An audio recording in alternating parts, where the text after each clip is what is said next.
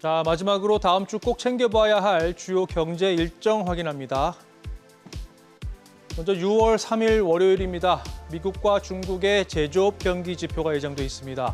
먼저 미국은 공급관리자협회 ISM이 발표하는 5월 구매 관리자 지수 PMI가 나옵니다. 앞서 4월엔 기준선인 50을 밑돈 49.2를 기록하면서 3월 확장 국면에 깜짝 진입한 뒤 불과 한 달 만에 다시 위축세로 돌아섰죠. 5월 시장 예상치는 이보다 개선된 50입니다. 경기 선행 지표니까 꼭 체크하시고요.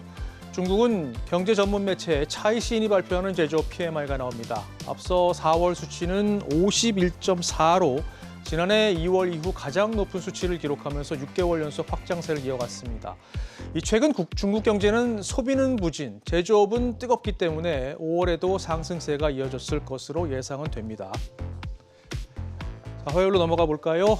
먼저 우리나라의 5월 소비자 물가 상승률이 관심입니다. 4월엔 석 달 만에 처음으로 3% 아래로 떨어졌죠. 하지만 총선 이후 본격적으로 오르기 시작한 각종 물가가 5월 수치에 어떻게 반영됐는지 확인하셔야겠습니다. 미국은 이날부터 고용시장 흐름을 나타내는 지표가 줄줄이 나오는데요. 먼저 노동부의 4월 구인 이직 보고서입니다. 구인 건수가 중요한데요. 3월에는 850만 건으로 지난 2021년 2월 이후 가장 낮은 수치를 기록했습니다. 다만 2020년까지는 월간 구인 건수가 800만 건을 넘어선 적이 없었다는 점, 따라서 미국 고용시장은 여전히 뜨겁다는 점 염두에 두시고 판단하셔야 됩니다. 그리고 화요일에 아마 가장 큰 관심일 텐데요. 대만에서 열리는 IT 박람회 컴퓨텍스 2024에 관심이 쏠릴 전망입니다. 젠슨 황 엔비디아 CEO를 비롯해서 인텔, AMD, 퀄컴 등 업계 빅샷들이 대거 참석하기 때문인데요. 요즘 엔비디아에 스치기만 해도 주가가 오른다는 말이 있는데 젠슨 황 CEO의 발언과 움직임 하나하나에 시선이 쏠릴 전망입니다. TSMC와의 파트너십 강화 메시지가 나올 수 있다는 관측도 있기 때문에 귀를 좀 쫑긋 세우셔야겠습니다. 올해 행사에는 참고로 SK 하이닉스도 처음으로 참여하죠. 자, 계속해서 수요일 일정입니다. 미국 고용정보업체 ADP의 5월 민간 고용 수치가 나옵니다. 4월엔 19만 2천 명 늘어나면서 예상치를 1만 명 가까이 웃돌았는데요. 5월에는 어땠을지 체크하시고요. 특히 이 노동부 고용보고서를 이틀 앞두고 나오는 수치니까 흐름을 미리 예측해 볼 수 있는 데이터입니다. 이 밖에 관심 가는 일정은 인텔이 개최하는 인공지능 서밋입니다. 이 행사는 매년 여러 도시를 돌면서 열리는데 올해는 서울이 개최 중입니다. 팻 겔싱어 CEO가 직접 인텔의 AI 솔루션을 설명할 예정인데 서울에서 무대에 오르는 건 이번이 처음입니다. 삼성전자와 네이버도 참석합니다. 자, 목요일 일정으로 넘어가 보실까요?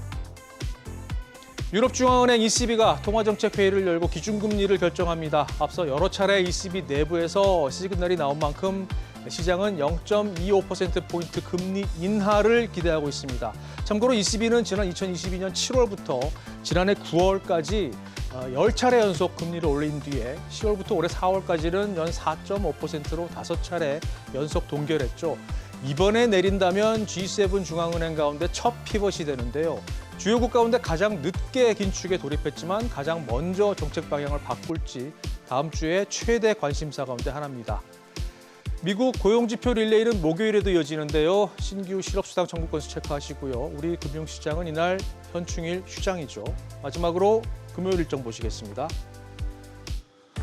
미국 노동부의 5월 고용보고서가 중요합니다. 고용시장 흐름을 읽을 수 있는 종합판인데 비농업 부문 취업자 수 증가폭과 실업률, 여기에 또 시간당 평균 임금 등 확인해야 할 주요 데이터가 줄줄이 나옵니다. 먼저 취업자 수 증가폭은 앞서 4월에 17만 5천 명보다 더 적을 것이라는 전망에 무게가 실립니다. 실업률 예상치는 4월과 같은 3.9%인데요. 이 다다음 주에 열리는 미 연준 FOMC 회의를 앞두고 나오는 마지막 고용 지표인 만큼 연준 위원들의 금리 스탠스를 미리 예상해 볼 수 있는 지표가 될 전망입니다. 이 밖에 중국의 수출입 데이터도 참고하시기 바랍니다. 자, 지금까지 다음 주 주요 경제 일정 짚어봤습니다.